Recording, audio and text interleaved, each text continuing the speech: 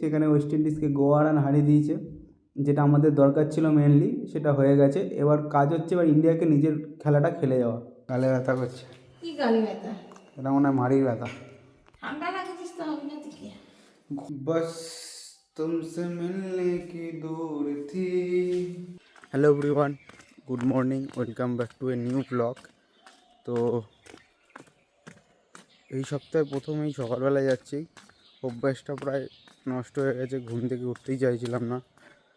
এই উঠছি করে করে 6:10 উঠলাম, এই জাস্ট বেরোলাম। তো চলো ব্লগটা দেখতে থাকো, সারাদিন যা যা করছি সব কিছু তোমাদের শেয়ার করতে চলেছি। ওকে, তো চলো জিমে যাচ্ছি। জগাই মাগাই একসাথে কেন? হ্যাঁ, কোথায় খেলতে যাবে? কোথায় সেটাই জিজ্ঞেস করছি। শ্মশান মাঠে। ও ওইদিকেই তো।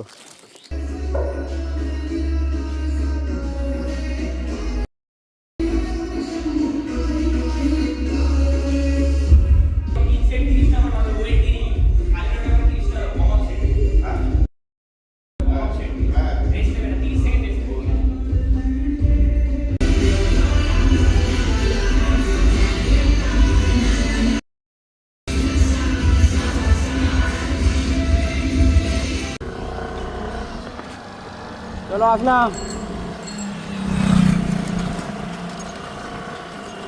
আজ হচ্ছে কত তারিখ? আজকে 26 না 27? 26। দুপুরবেলা হাই ভোল্টেজ ম্যাচ, সন্ধ্যেবেলা আরও বড় হাই ভোল্টেজ ম্যাচ। না দুপুরেরটা জিতলে তাহলেই রাতেরটা লোকে দেখবে, নাহলে দেখবেন, এটাই হচ্ছে কথা। মানে আজ সাউথ আফ্রিকাকে জিততেই হবে যে কোনো মূল্যে। আমরা ভারতবাসী, আমরা যতই খারাপ খেলি আমরা তো চাইবই আমরা জিত। যাই হোক, জিম থেকে বেরোলাম, মন মেজাজ ভালো নেই, বেশি জোর পাচ্ছি না গায়ে। তো চলো যাওয়া যাক।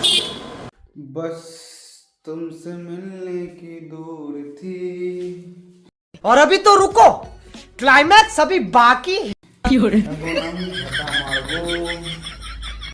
যাই হোক, ঘুম থেকে উঠলাম,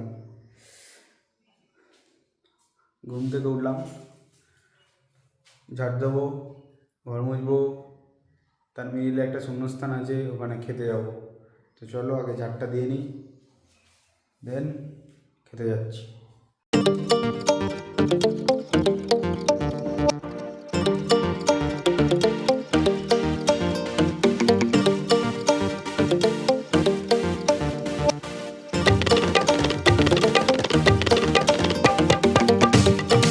লে কেওড়া, ঘুম থেকে উঠে মনে খুব ফুর্তি লেগেছে, কেন জানি না, খুব গান করছি।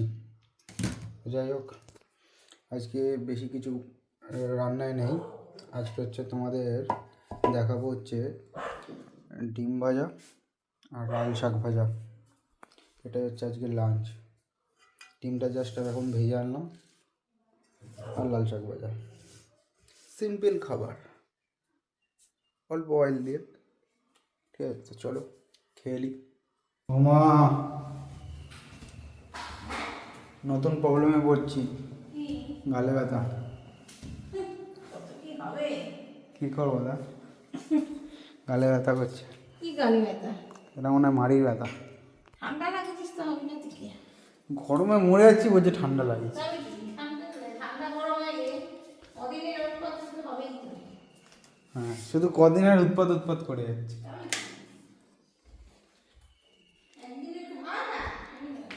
একদিনেই হয়। তো এখন দেখছি ইন্ডিয়া ভার্সেস জিম্বাবুয়ের ম্যাচ। দাঁড়া 1 মিনিট, সাউন্ডটা আস্তে করে দিন, নাহলে কপিরাইট এসে যাবে। তো দুপুরবেলার ম্যাচে তো পুরো ম্যাচটাই দেখেছি, সেখানে ওয়েস্ট ইন্ডিজকে গোয়া রান হারিয়ে দিয়েছে, যেটা আমাদের দরকার ছিল মেনলি, সেটা হয়ে গেছে। এবার কাজ হচ্ছে এবার ইন্ডিয়াকে নিজের খেলাটা খেলে যাওয়া। দুটোই জিততেই হবে। রবিবার আবার ইডেনে খেলা রয়েছে ওয়েস্ট ইন্ডিজের সাথে। এদিকে আজকে তোমার হচ্ছে অভিষেক শর্মা ফুল ফর্মে, ঠিক আছে, ফুল ফর্মে রয়েছে। এখন অবধি এই বিশ্বকাপে সবথেকে হায়েস্ট রান করে ফেলেছে, মানে সবথেকে নিজের হায়েস্ট রান, এটাই বলতে চেয়েছি, নিজের হায়েস্ট রান করে ফেলেছে।